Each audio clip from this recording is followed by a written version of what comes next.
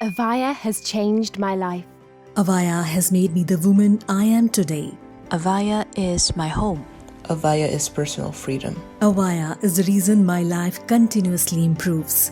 Let everyone in your life know about AVAIYA. Everyone needs to know about this amazing company. Thank you, AVAIYA, for appearing in my inbox. What Ike Allen and Andy Anderson have created at AVAIYA is what the world needs. Hello, AVAIYA family. I'm Andy Anderson. My partner Ike Allen and I are teachers, mentors, and the co-owners of AVAIYA University.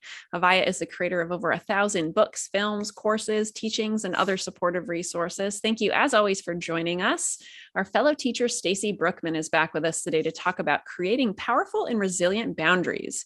Stacy is a resilience and performance coach and founder of Real Life Resilience. Women who want to stop giving away their power and start using their voice leverage Stacy to gain clarity from their life lessons, lean on their hard-won wisdom, and have power to speak up for themselves. Welcome back to AVAIYA, Stacy. Thank you, Andy. I am so excited to be here. This is always fun. Yeah, I always love talking to you, and I love the topic today. I think it's so important. So let's talk about that. What do you think the foundational bricks, so to speak, are that we need to understand to start working on our boundaries? Yeah. Well, here's the thing. I used to think boundaries were so hard. I'm like, I had them for like my ex, or I had them for my, husbands at the time or whatever, and they just trampled all over them. I'm like, boundaries are so hard. But we first have to have an understanding of two things that we're taught as kids, as children, that are totally wrong. So number one is that, first of all, that other people and external circumstances are responsible for how we feel. So I don't know if you remember like adults in your life, but I know in my lives, they used to go around saying things like, you need to say you're sorry for hurting Billy's feelings. Or I told you to go kiss your aunt. You go kiss her. You don't want to make her sad, do you?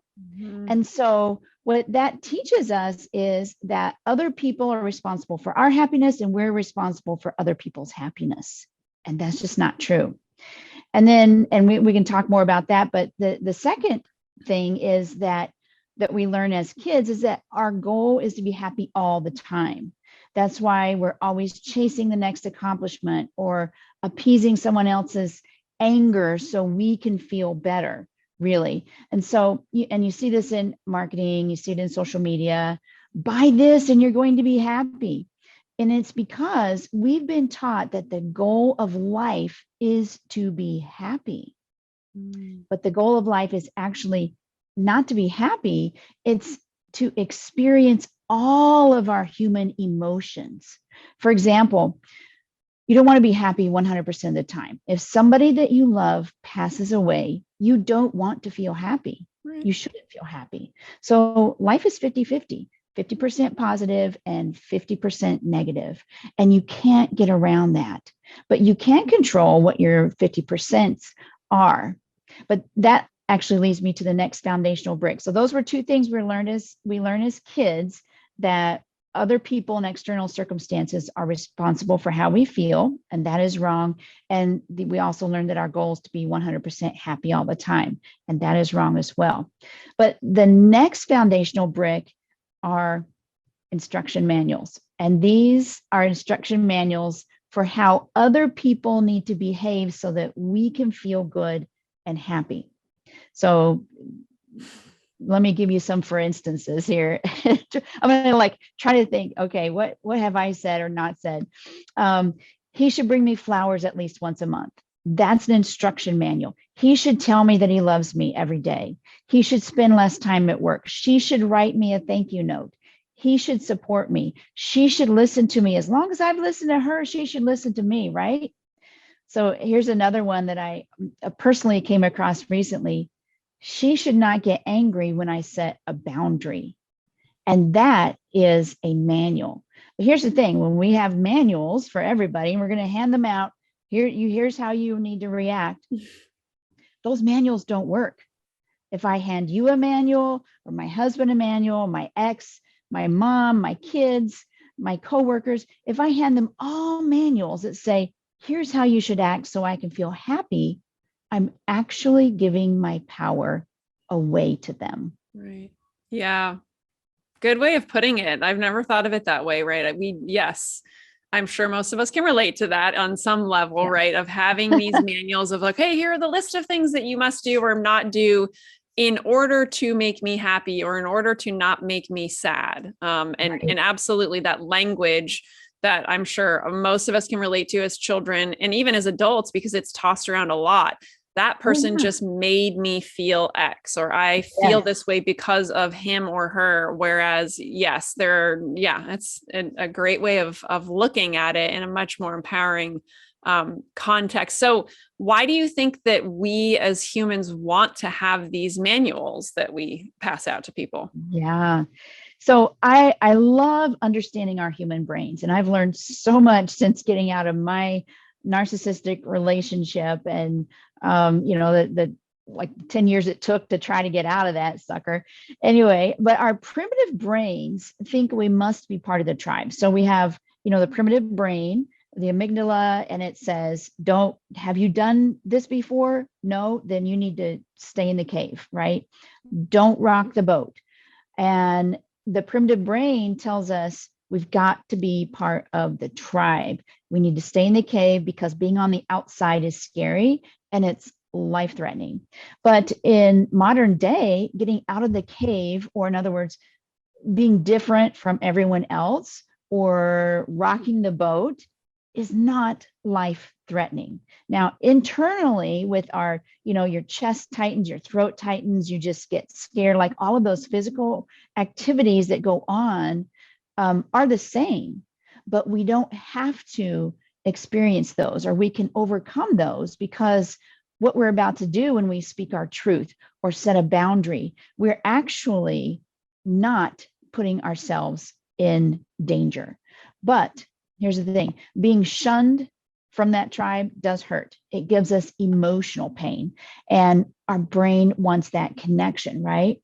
So that's why we have these manuals for everyone, and we become manual creators. And sometimes that's known as a control freak, right? Yeah. We're like, why can't everybody just follow my rules so I can be happy, right? And sometimes it doesn't look like that. We don't imagine that we're handing a manual to other people, or other people are handing their manuals to us. Well, why didn't you do that? Why don't you apologize for that? And often there are things that we shouldn't apologize for, right? Other people's manuals aren't necessarily appropriate for us.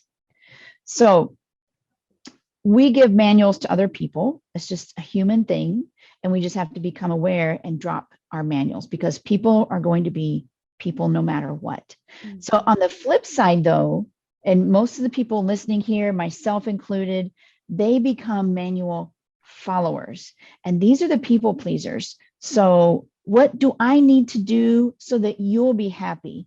And when you're happy, then I'll be happy. So you're kind of almost exchanging manuals. Like, I don't want to make others angry. I want to be labeled as kind. I want to see myself as kind. So I say yes to things that I don't want to say yes to, so that other people will see me as kind. Mm-hmm. And guess what? That is actually kind of a controlling thing. So we try to manipulate people into liking us, but it doesn't serve us well. And it just doesn't work, except for maybe on the surface. Right. Yes. Certainly it could have its perks and work for certain circumstances, but after a while, you just start to, I know this being definitely a people pleaser, and it can be a very exhausting way to live. And I love that you mentioned that it's a control thing. And I think a lot of people don't really see it that way necessarily, but yes. Yeah, my experience of people pleasing is, well, yes, I want to control other people liking me, because then I feel good about myself, right? So there's that external approval. Yeah.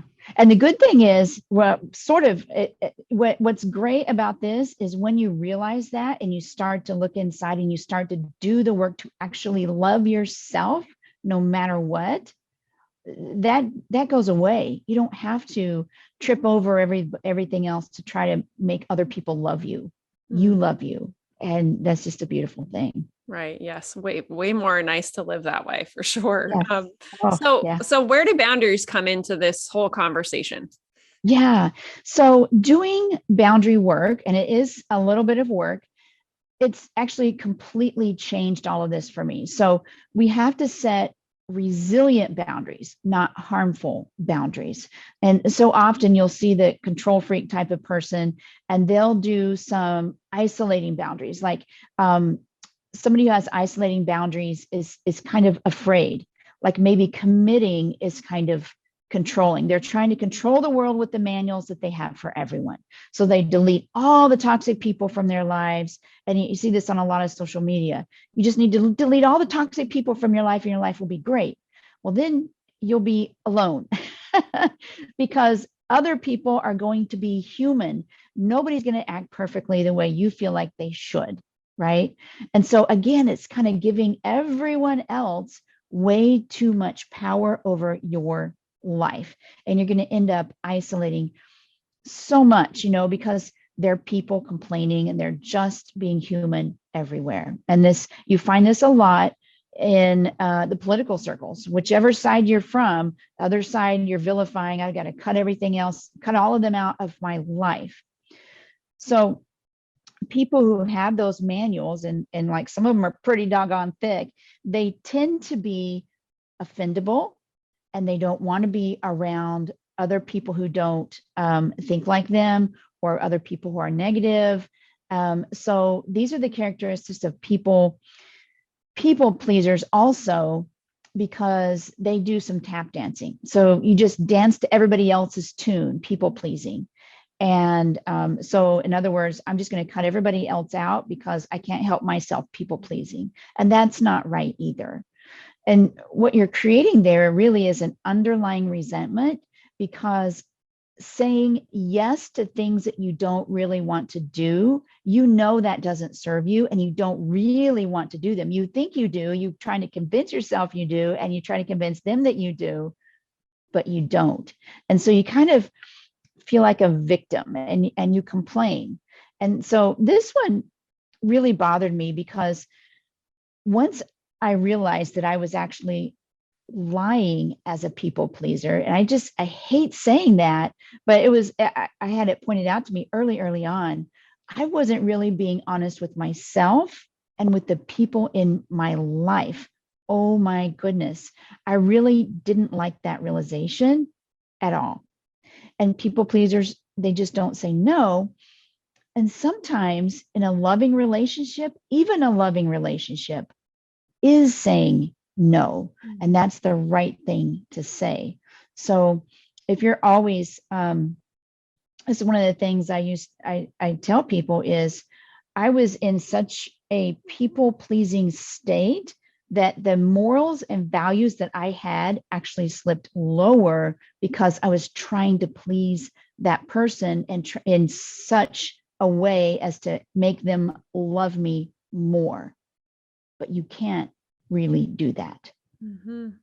Yeah, it kind of makes me think of the term, right? Self-betrayal, right? Because we're really, we do in that space, we are really lying to ourselves, betraying what we want, our values, our needs, all of that. So, yeah. And you're worthy. All of us are whole and worthy ourselves.